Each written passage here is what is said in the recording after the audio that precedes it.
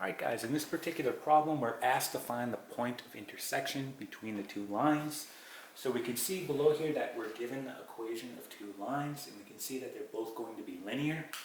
So let's go ahead and kind of draw out what's going on here. So I can see that I have a positive slope here, so I'll have a line that looks something like this, right? Positive. And I also have a negative slope here, so I can have a second line, right, that looks something like this. And essentially what we're trying to find is that point of intersection. So we're trying to find, right, this point right here. And we know that since it's a point, it's going to be xy, right? So point xy. So in order to do this problem, what you need to do first is you need to find this x value, right? We need to find that x value. Once we have that x value, we can plug it back into either equation 1, so I'll go ahead and label this equation 1, or we can plug it back into equation 2 and we'll get this y value. It doesn't matter which one I plug it back into, I'll get the same answer regardless. Now, how do we get this x value? So let's go ahead and talk about that. So let's erase this. And again, we're trying to find that x value of where they're intersecting. So let me go ahead and just write out this equation here. We have y equals 2x plus 5. Right, so where they're intersecting, they're essentially equal, right? So if I look at my equation here, I have y equals 2x plus 5. If I look at equation 2, I also have y equals. So if I look at this y variable here, right, I have y, and then I also have y equals down here, right? So here's my equation. If I take this and plug it into the y, right, I'll be able to solve for x, and that will give me the x value of where they're intersecting. So essentially, wherever I see a y, I'm going to go ahead and plug in this equation. So let's go ahead and do that. So I'm going to have negative 3x plus 2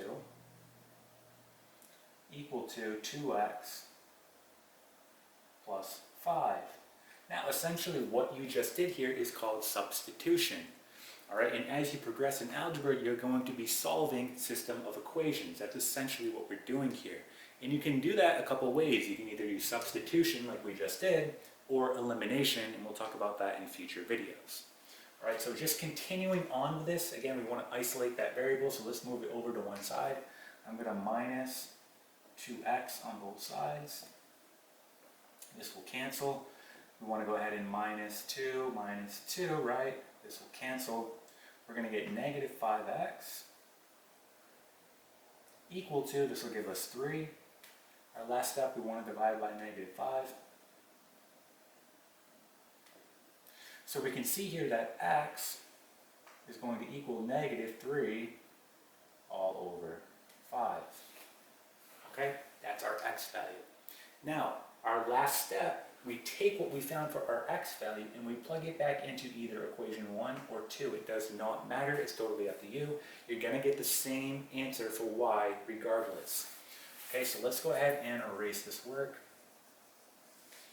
So in this case, I'll just go ahead and plug it into equation 1. All right, so let's go ahead and do that. So we have y equals, and we have 2. Now wherever I see an x, I'm plugging in what I found. So I have times negative 3 all over 5, and then plus 5. Okay, so let's go ahead and do this. We're going to get 2 times a negative 3. That gives us negative 6. So we get y equals negative 6 all over 5. All right, and then plus 5. Now, our last step here, we want to combine these terms because they are like terms. So essentially, we're dealing with fractions here. We know this is really over 1.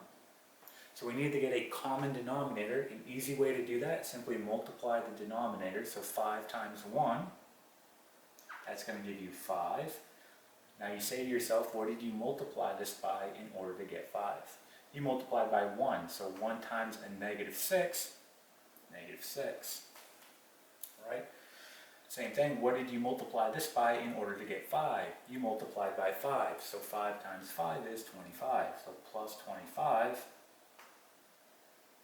And then let's just go ahead and clean up our numerator. So a negative 6 plus 25, that's going to give us positive 19. We get 19 all over 5. Okay, so y equals 19 over 5. So again, they want to find the point of intersection, so we want to write this as a point. Again, we write a point as x, y, right? So we're going to write it with our x value coming first. So we're going to get negative 3 over 5, comma, right, our y, which is 19 over 5. Okay, this here is going to be your final answer. So this is going to be the point of intersection between the two lines. Okay, and that is it.